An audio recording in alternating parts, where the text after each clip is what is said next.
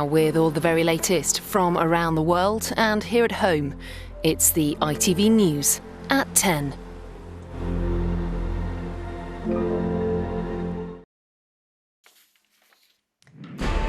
Humza Yousaf wins the battle to take over as SNP leader, but does it bring their dream of independence any closer? It was tight, 52% of the votes finally getting him over the line, but as Peter got the first word in with the new leader, he was straight out of the traps on the key question. So when can the Prime Minister expect to hear from you? The UK, straight away I'd hope You're going to be asking for a Section 30 right away? Of course. Humza Yousaf's election marks a milestone, the first Muslim party leader. But with many challenges ahead for the SNP and a party deeply divided, what are his prospects? Peter will join us. Also on News at 10 tonight. What's your message to the British press? Good morning. Good morning. Why Prince Harry made a surprise appearance at the High Court in the privacy case against the Daily Mail. Yet another school atrocity in America. A woman kills 3 children and 3 adults in Nashville.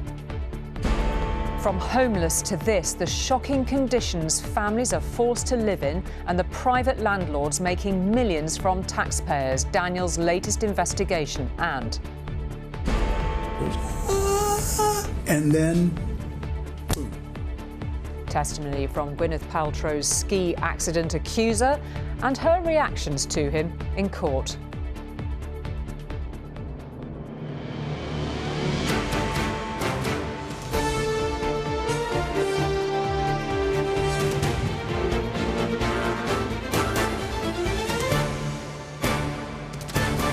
This is ITV News at 10 with Julie Etchingham.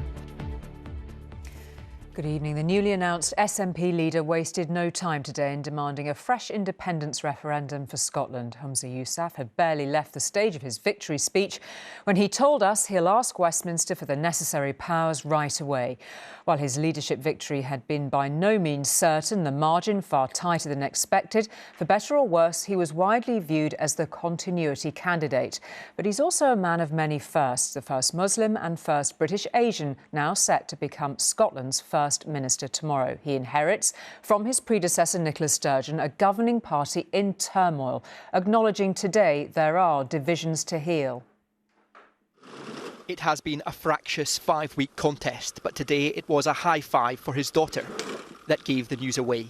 Humza Yousaf had just been told what was about to be announced to the rest of us. I therefore declare Humza Yousaf duly elected as the Scottish National Party leader.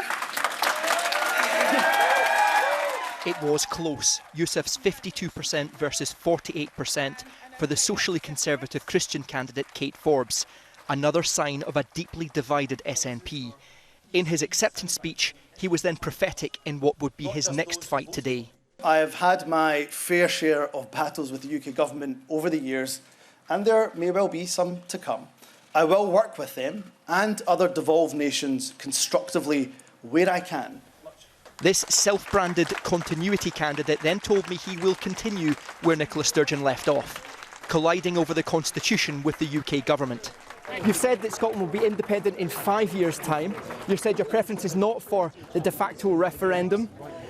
So how on earth will Scotland get independence? So I hope we can get independent in 5 years. The way we get independence is making sure we get that consistent majority for independence. We do that, just as we did for the Scottish Parliament, then those political obstacles will fall away and they will dissipate. Now, despite Brexit, despite Boris Johnson, Nicola Sturgeon never managed to get that sustained majority. So if you don't get sustained majority, will there be no request for another referendum? There will always be a request because we stood on a platform of Section 30, of a mandate for a referendum.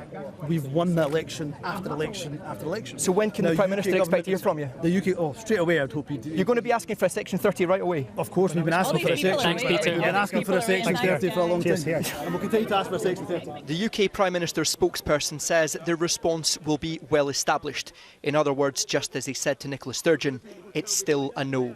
The UK government, Rishi Sunak, has been very clear about it, yet they are going to prioritise another independence referendum over sorting out our NHS, improving our education system and getting on top of the cost of living crisis that is affecting individuals and families all across the country. Labour will be hoping the departure of Nicola Sturgeon leaves a door open for them to make gains again in Scotland, especially since the new SNP leader polls poorly with the Scottish public.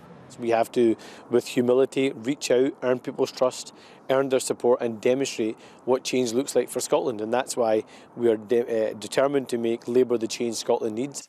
The man now running Scotland's party of government was first elected to Holyrood in 2011. I, Hamza Haroon Yusuf. He now becomes the first Muslim First Minister. He worked closely with his predecessor, quickly marked out as a rising star of the SNP. But in government, he earned a reputation for being gaffe-prone.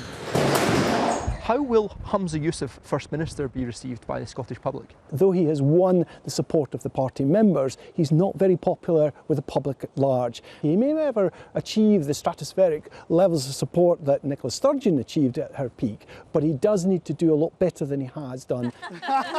After 8 years, the Sturgeon era is now over, though the Yusuf era has begun with a familiar constitutional clash.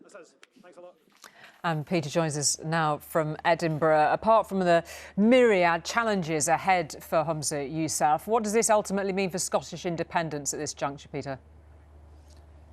Well, I think that the UK government will probably be surprised by his move today and quite comfortable with it, because they were comfortable continuously saying no to Nicola Sturgeon, and it worked. Eventually she ran out of road, she ran out of room, and she admitted that she had nowhere else to go with this strategy. So why on earth is Hamza Yousaf repeating a tried and failed strategy to get independence? There is a feeling among the SNP that if they keep showing this democratic deficit, that Scotland demands independence, Westminster says no, that there will be a surge in support for their cause. Again, that didn't happen for Nicola Sturgeon. For some reason, Hamza Yousaf believes it will happen with him. He has some different magic touch to this. It's also important to stress that he has just over half of his own party that's voted for him. Just under half did not. It is a party completely split and divided right now, and he is championing a cause that is not particularly popular with the Scottish people, the majority of the Scottish people. So we'll have to go from Hamza Yousaf making promises that were popular with the members to Hamza Yousaf, who's capable of being First Minister and running a country. OK, Peter, thank you very much indeed for that. Now, of all the high-profile claimants in the High Court today, it is Baroness Doreen Lawrence's submission that could prove the most impactful. She alleges that the publisher of the Daily Mail, the newspaper which led the campaign against her son's racist killers, was for decades monitoring her phone, her bank accounts and her movements. Associated Newspapers denies that, and allegations from others, including Prince Harry, who appeared today, and Elton John, and wants the whole thing dismissed without trial. Toxic tabloid intrusion helped drive him out of the UK. Now, allegations of criminal newspaper tactics have drawn Prince Harry back. ITV News here. What's your message to the British press? Good morning. Good morning. Are you feeling confident today, Harry? To once again clash with the press. You said it's your duty to expose wrongdoing by the British media. In a court battle against the Daily Mail and Mail on Sunday. Rarely has the High Court hosted such a guest list. Elton John and his husband David Furnish, and actress Sadie Frost. A cross-section of British VIPs, from royalty to racism campaigner. But Baroness Doreen Lawrence is the most damaging accuser. When her son was murdered, she praised the Daily Mail for helping in her struggle for justice, the tabloid famously printing this front page. But now she believes she was exploited to generate headlines, fearing trusting the Daily Mail meant she failed her murdered son. Because it's claimed Associated Newspapers paid 10 different private investigators to habitually target her for up to 14 years. Alleged voicemail hacking, landline tapping, the monitoring of her bank accounts and corrupt payments to police officers. We have the transcripts and we have the end product, which is the hacked product to the Mail on Sunday. Last week, ITV News interviewed the former private investigator Glenn Mulcair. Today, he was named in court papers. The Mail on Sunday accused of paying to illegally target the Lib Dem MP Simon Hughes. The court also heard the Mail on Sunday illegally obtained the birth certificate of Elton John's first child before he'd seen it. And it's claimed a private investigator hired by the Mail on Sunday bugged Liz Hurley's home and Hugh Grant's car to get information about her pregnancy. Who is policing them? Prince Harry's spoken about the trauma of press intrusion. Today, it was claimed Associated Newspapers paid private investigators to listen to his friends' landline calls and blag information about his girlfriends. Court 76 was packed with journalists and lawyers. Elton John managed to secure a seat in a back corner while Prince Harry sat with his legal team taking notes. There's no requirement for them to be here for this preliminary hearing. Prince Harry wants to be seen taking on the tabloids. Lawyers for Associated Newspapers say the claims have been brought too late and should be struck out. The judge will decide whether these explosive allegations go to trial. And Rebecca, we've heard from Associated Newspapers tonight. Yeah, Associated Newspapers say that a key person who gave evidence in the claimant's case has now, a private investigator, has now switched to deny those allegations. They say while the Mail's admiration for Baroness Doreen Lawrence remains undimmed, they are profoundly saddened that she's been persuaded to bring this case. The paper says it remains hugely proud of its pivotal role in campaigning for justice for Stephen Lawrence, and it vigorously denies all the claims against it. OK, Rebecca, thank you very much indeed.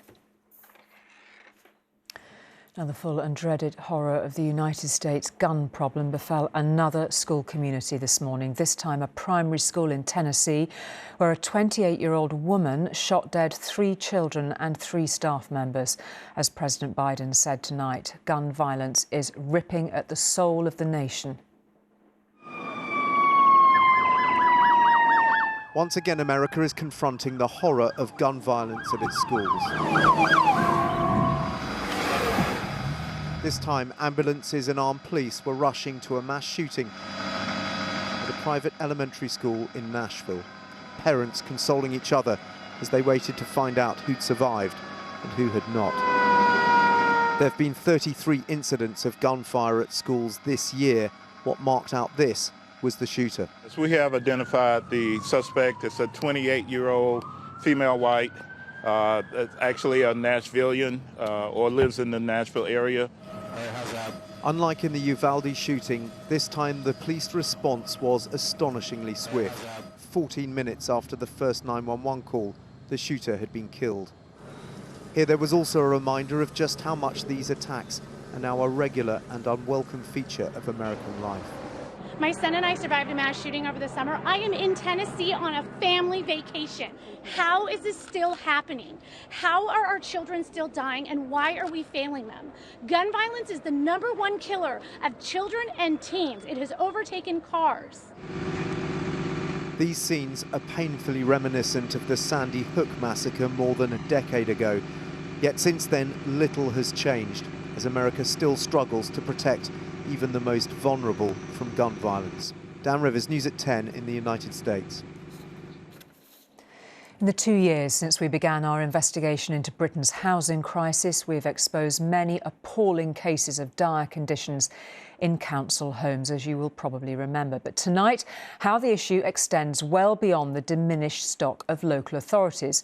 We've seen examples of private landlords, some being paid millions of pounds by the taxpayer, providing mouldy, damp and substandard homes that residents simply do not feel safe in.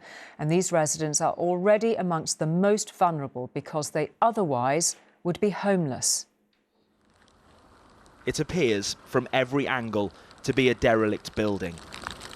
The broken windows, the battered brick, suggest little sign of life, or of the millions of pounds of taxpayers' money paid to the private company to house homeless families inside.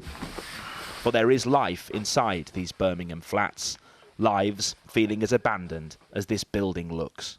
When I say it's bad, it's real bad.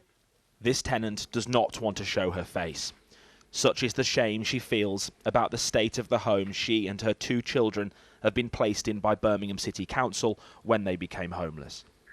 She has placed black bin liners in the window frames to shield them from the draft. The flats are run by Global Property Management. I tell them, oh, I'm sick. I'm using the pump. I'm reaching nowhere. How many times would you say you've complained to the council and to Global about 50 million times. Just all the time? When I call them and so they look down on you, you know, They look down on you. Like speak to you like they are above. We are in temporary accommodation and it's still like, well, we are nobody. Global Property Management have received £3.7 million from Birmingham City Council since 2019. Councils have a duty to help house homeless families, but a shortage of homes means councils increasingly turn to private companies.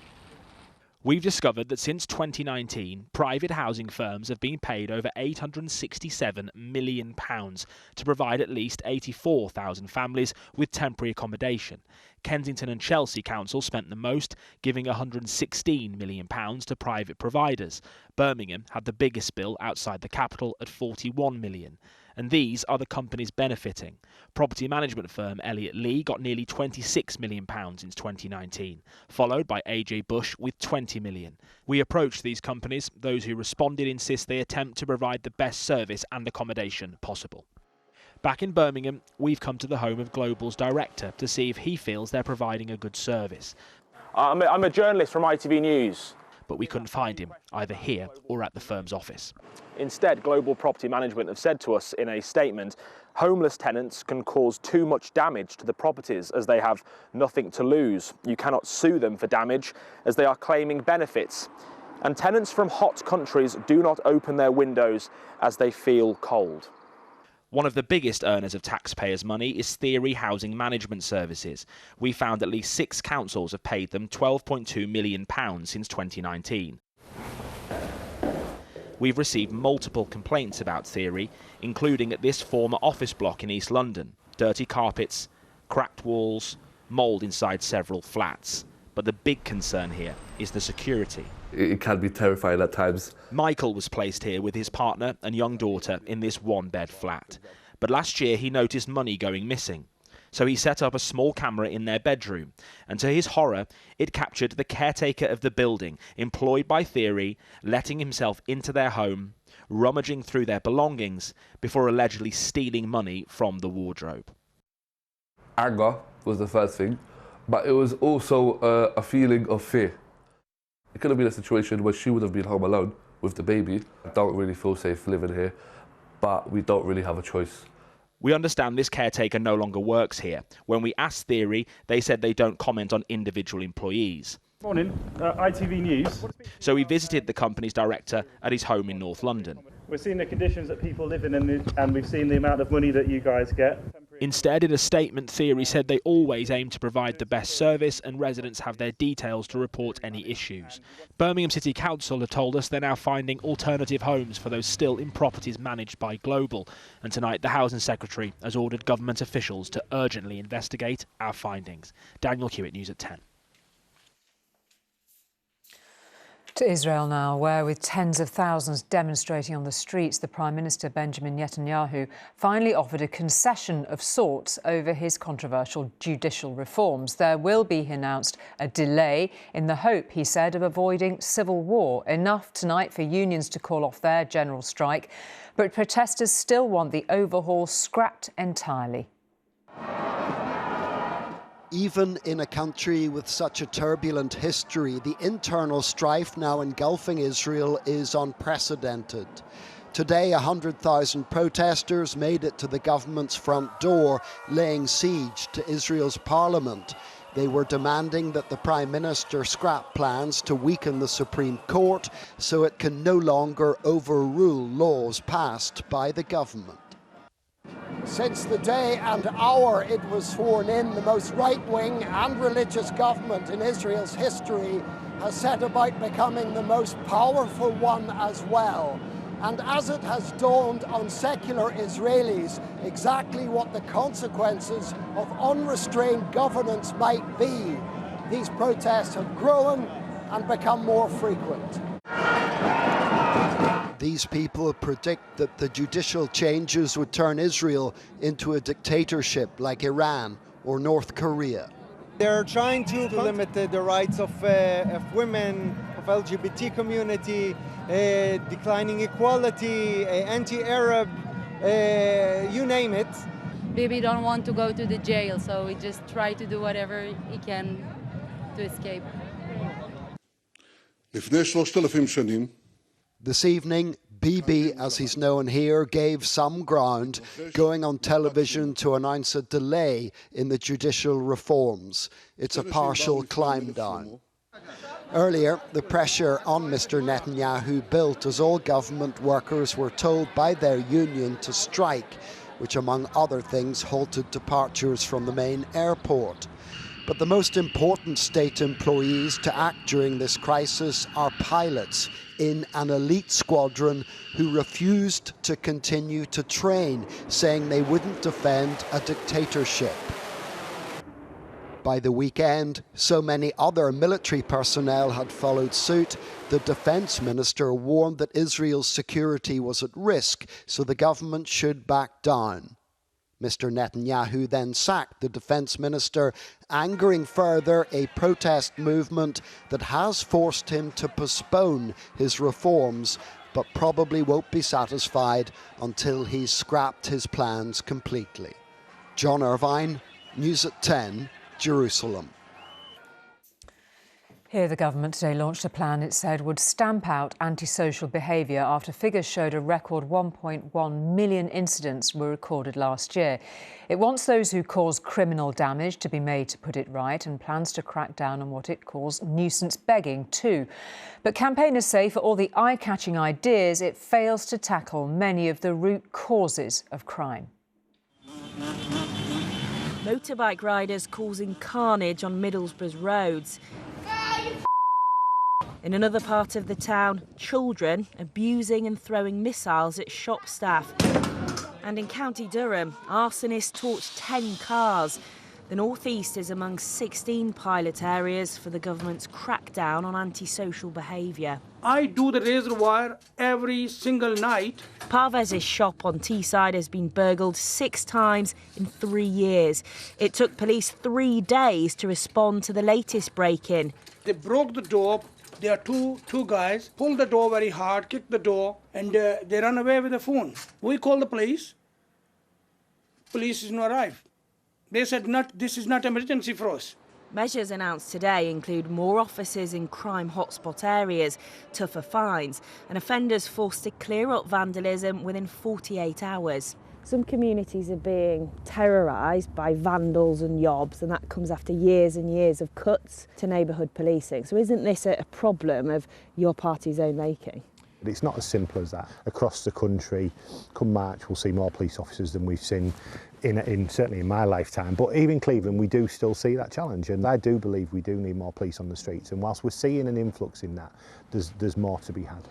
Middlesbrough has one of the highest drug death rates of anywhere in England. Homelessness, begging, street crime here is often closely linked to that drugs problem.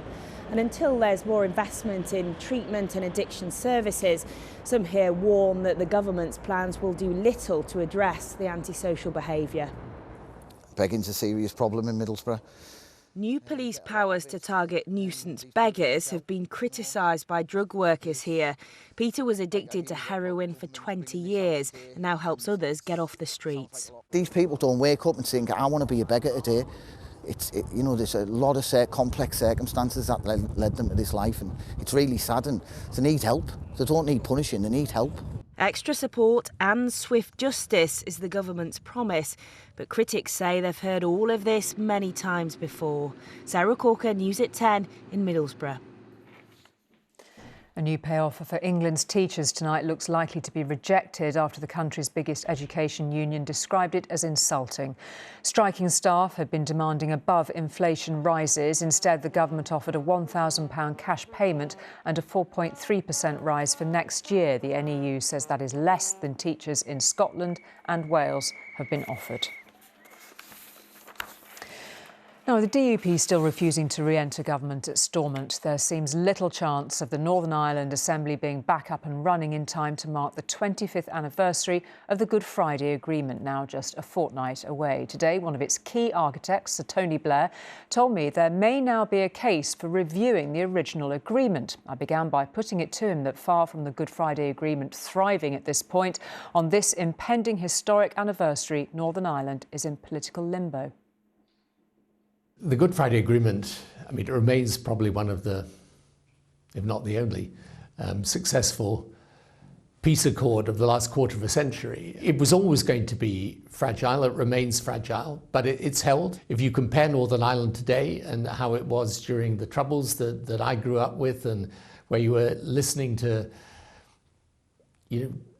news reports of terrorism and assassination and just ugly conflict every day, it's always worth reminding ourselves of where we were so that we understand how important it is to keep it. What's your message to the DUP then? If you were engaged in negotiating this impasse, what would you be saying to them? And do you have some sympathy for their position? I've learned enough over the years with the DUP not to try and give heavy-handed advice to them. But I hope they think on balance, given the vote now in the UK Parliament, it's the right thing to proceed and to be in a situation where that stability that's so crucial for the peace in Northern Ireland can remain. Your partner in the Good Friday Agreement, Bertie Ahern, has said it may be time to review the Good Friday agreement because of this impasse. It can't be right, given that the Assembly's only sat for 40% of the time in between when the agreement was signed and now, that one party can effectively collapse the Assembly on their say-so. Isn't it time that that was resolved? People are completely right in saying, look, why should one party have a veto over the whole system? But in the end, there is a good case for reviewing it, but you're only going to get a successful review if everyone is on board. And one of the questions that inevitably arise, you could have had that legacy as a man of peace. Instead, people regard you through the lens of Iraq. They also look at what's happening in Ukraine. And President Putin has quoted the invasion of Iraq as the point at which regard for international rule broke down. People will see your hand in that too. Do you understand how that shaped the world? It's very important that, okay, Iraq is a decision, and you can say it's right or wrong, and I would say that the removal of Saddam Hussein, I'd say the world is better off without him. Putin has invaded Ukraine for his own reasons. Of course, it was a very, very difficult situation in Iraq, but in the end, don't let people like Putin away with these excuses. They'll use any excuse. How helpful is President Biden to this process? The DUP have been quoted saying any heavy-handed US diplomacy will have the opposite effect on them. I would be extremely surprised if President Biden doesn't come to Northern Ireland and do anything other than advance the process. And when you gather for the anniversary week, it will be a great moment of reflection and quite a moment for the people of Northern Ireland. It will be a great moment for Northern Ireland to remember how things were and for all the problems, how much better they are. I mean, there was nothing inevitable about the Good Friday Agreement. You know, in a world where people are very cynical about politics, this is at least one thing you can be not cynical about. Sir Tony Blair, thank you very much indeed. Thank you. Thank you. And there's more from my interview with Sir Tony Blair on ITVX, including his views on the current state of Scottish devolution. Just go to itv.com and scroll down to the news section. And as so often, a collision of personalities and of recollections has been playing out before an American court today. The retired eye doctor Terry Sanderson's chance to make his case against Oscar winner Gwyneth Paltrow, both linked by one initial collision on a ski slope in Utah 7 years ago. Terry Sanderson walked past the movie star he is suing in a Utah courtroom this morning. Do you swear that... Took the oath. Thank you. And sat down to describe the moment he says Gwyneth Paltrow crashed into him on a ski slope. I heard something I've never heard at a ski resort, and that was a blood-curdling scream. Just, I can't do it. It was, and then, boom. In response, there was a smile from the Oscar-winning actress and then a shake of the head. It's her case that Mr. Sanderson crashed into her. You know, I got hit in my back so hard, and I'm right at my shoulder blades, and it felt like, and was perfectly centered, and the fists and the poles were right there at the bottom of my shoulder blades. Serious, serious smack. Mr. Sanderson said he was left with broken ribs and a brain injury which damaged his memory and led him to end his relationship with his girlfriend. I said, I'm not sure I'm going to get back to normal again.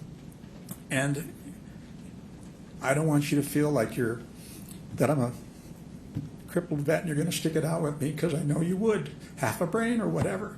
I know you would, but don't do it. Mr Sanderson is seeking damages of around £250,000. Ms Paltrow has filed a counterclaim. Geraint Vincent, News at 10. It is quite the court case, that is it from us for tonight. We'll see you tomorrow. Good night.